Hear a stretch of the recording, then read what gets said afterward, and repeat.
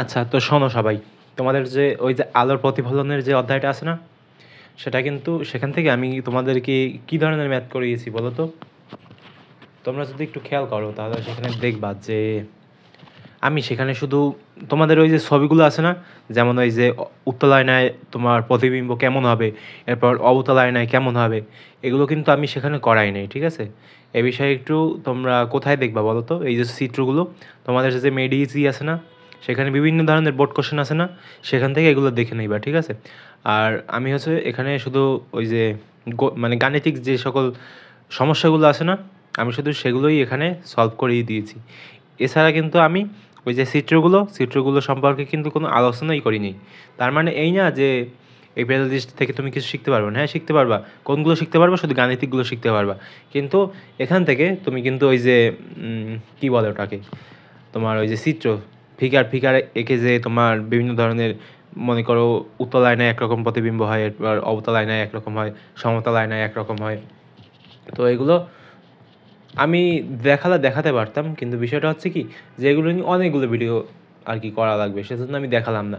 তো ভালো হবে যদি কিনা তুমি মেডিজি থেকে এগুলো নিজে আর কি বোঝার চেষ্টা করো। তো আমি যখন আর কি ছোটো ছিলাম, অর্থাৎ আমি যখন 9-10-এ পড়তাম, তখন আমি করতাম কি, আমি হচ্ছে এই যে ম্যাথমেটিক্সগুলো এগুলো আর কি শিখতাম বাইরে থেকে, টিচার বা হচ্ছে ইউটিউব এইসব, এই মানে এগুলো থেকে শিখতাম। আর হচ্ছে ওই যে তোমার চিত্রগুলো না, ওগুলো হচ্ছে তোমার মেডিজি থেকে আমি শিখতাম আর কি। মানে ওখান থেকে দেখলেই ওগুলো তো তেমন একটা চর্চা করা লাগে না, চর্চা করা লাগে তবে বেশি ওই যে তোমার ম্যাথমেটিক্সের মতো অতটা বেশি চর্চা করা লাগে না, ওগুলো শুধু দেখলেই হয়, ঠিক আছে? তো সেজন্য কী করবা, মেডিজি থেকে ওগুলো দেখার চেষ্টা করবা আর কি।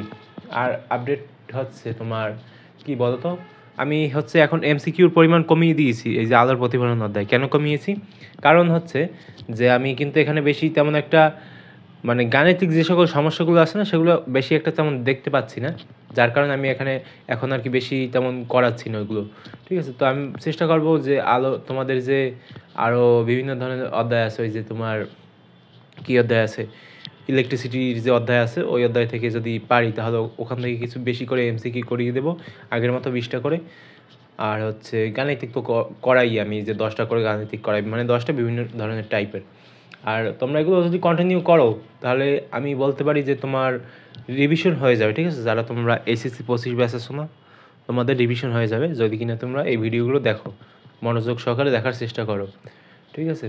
হ্যাঁ, তোমাদের অনেক ভাইরা করাইতে পারে হচ্ছে তোমার মানে অন্যান্য তুমি যে সকল মানে কি বলা হয়, আরও যে সকল প্ল্যাটফর্মগুলো আছে না, সেখান থেকে তুমি দেখতে পারো, সমস্যা নেই।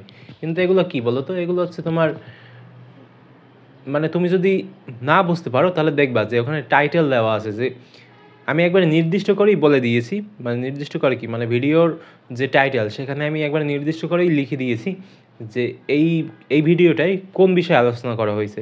তোমার যদি লাগে তুমি অবশ্যই দেখতে পারো, কোনো সমস্যা নেই। কিন্তু এখানে যে একবারে ডাইরেক্ট ক্লাস, অর্থাৎ 1-2 ঘন্টার ডিউরেশনের যে ক্লাসগুলো, সেগুলো কিন্তু এখানে করা হচ্ছে না।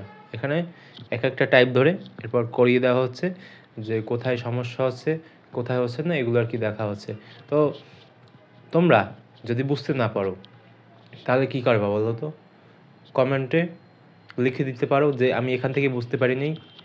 একবারে ওই যে তোমার টাইমিং করা আছে না, টাইমিং করবা যে এখান থেকে তুমি বুঝতে পারো নি, আমি ঠিক ওখান থেকে দেখে এরপর হচ্ছে আমি রিপ্লাই দিয়ে দেবো, ঠিক আছে? কারণ যেহেতু এখন আর কি কমেন্ট কম, মানে তেমন একটা বেশি কমেন্ট আমি পাই না, সেহেতু আমি এগুলো রিপ্লাই দেওয়ার চেষ্টা করবো। কারণ এখন কমেন্ট কম আসে, তার মানে আমার রিপ্লাই দেওয়ার সময় বেশি, ঠিক আছে? এগুলো একটু বুঝে সুঝে এরপর একটু তোমরা ভিডিওগুলো দেখো। তো এই হচ্ছে মূলত মানে এখনকার আপডেট। তো পরবর্তীতে আমি অন্য কিছু নিয়ে হয়তো কথা টথা বলবো। তো দেখা হবে পরবর্তী কোনো ভিডিওতে। তো আচ্ছা, তো তোমরা এগুলো দেখতে থাকো, ঠিক আছে? অনেকক্ষণ তো কথাবার্তা বললাম।